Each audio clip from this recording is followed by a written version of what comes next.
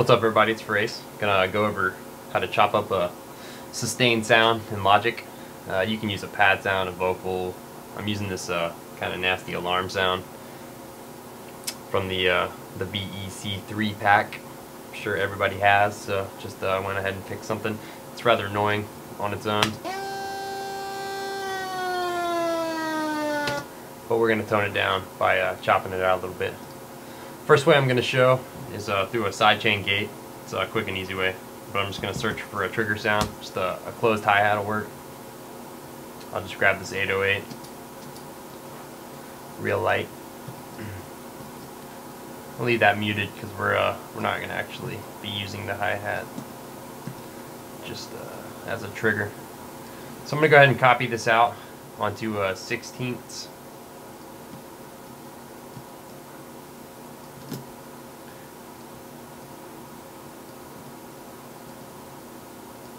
That should be enough. I'll go ahead and loop this on too, so it's in time. So basically, we got our trigger sound. We can go ahead and rename this track to Sidechain Hat, so it shows up in our drop-down menu on our sidechain. We'll go back to our alarm or sustained pad sound, whatever you've chosen, and we'll go to Dynamics. Choose a noise gate on the first insert, and then basically you got your sidechain menu up here on the top right. Select it. There's our sidechain hat. Select that, and I'm going to play it. And as I raise the threshold, the gate will kick in as I reach the threshold of the trigger sound, which is our 808 closed hat. And I'll go ahead and do this. We're going to adjust the attack, hold, and release to get the desired sound as well. So you hear it kick in as I bring up the threshold.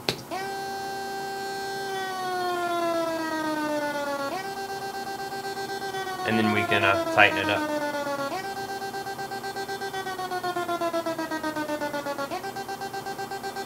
And we'll give it some reverb, just as an example. We use the gigantic EOS.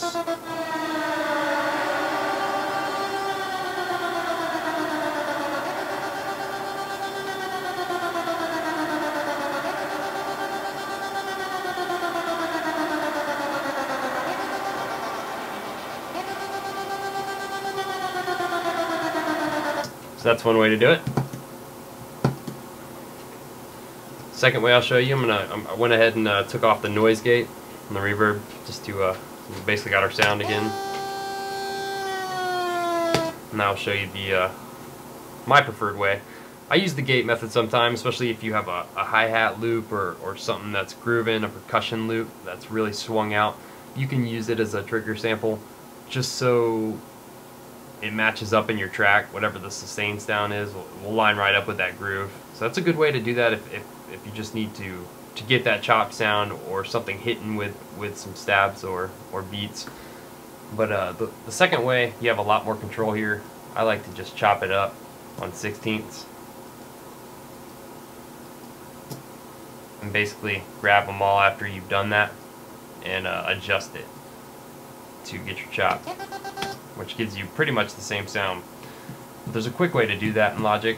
If you have your command click as set as the scissor tool, which is your second little tool over here. Whatever you're holding, whenever you hold command down, whatever tool you have selected there will show up. I always use my scissor tool because I do a lot of audio editing. But anyway, you'll hit command and have your scissor tool come up, and if you hit option, whatever you're zoomed into, like however close, which right now I'm on 16ths, when I click that, it basically will chop the whole file into 16ths for me, which is very helpful. A lot of times it's not very tight, and of course it's not going to be on 0 crossings, but you can smooth it out with a noise gate by just adjusting the attack and release times. But this way you can do a lot more stuff with your chopped sound. So let me get back in there and open that up. See, for one, okay, you basically have the same sound as with the gate. But now you can make these longer to get a different sound. and you can even you know, make them short and then adjust some of them to be longer.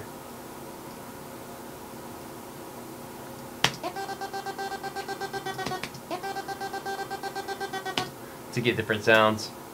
You can let me go back to that. Select every other one and just shuffle them out. I mean, there's so many options at this point, which is why I like to chop it up manually myself. So you just move this in a little bit to get a little shuffle. And then back to straight.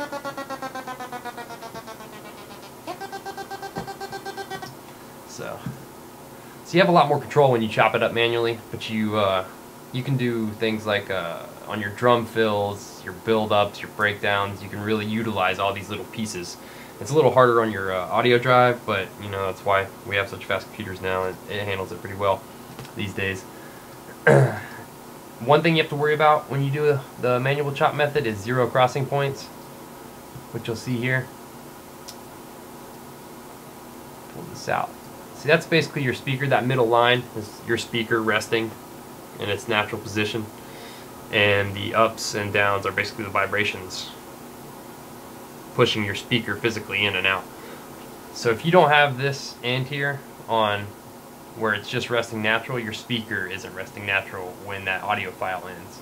So say you have it right here, your speaker's actually out, pushed out, or pulled in, making this vibration, and when it abruptly stops, that's where you get your pops and clicks. And that's why you hear a lot of the, you know, just the stuff you don't want in there, in your chops. It makes it very dirty. So you should go in here and fix every one. I know it takes a while, but when you get quick, it really is not that bad. And it really opens up the doors to editing. I mean, it's just endless the way you can, you know, when you have everything this chopped up at this level. The gate version works real well, but I prefer this manually cutting it and lining it up, because it opens up a lot more freedom for experimenting and a lot of happy accidents when you just spend 10 minutes lining up stuff and play it back just to see how it sounds. It's fun, and a lot of things can happen. But that's about it. That's how you would chop up a sustained sound. You can use a pad, a vocal, or, you know, here I've used an alarm. Sounds pretty good. That's chopping up a sustained sound in Logic 8 with Farace. I have a lot more tutorials coming up. I'm working on a bunch just to give out free, just trying to share my knowledge. So stay tuned and keep checking back. Thanks.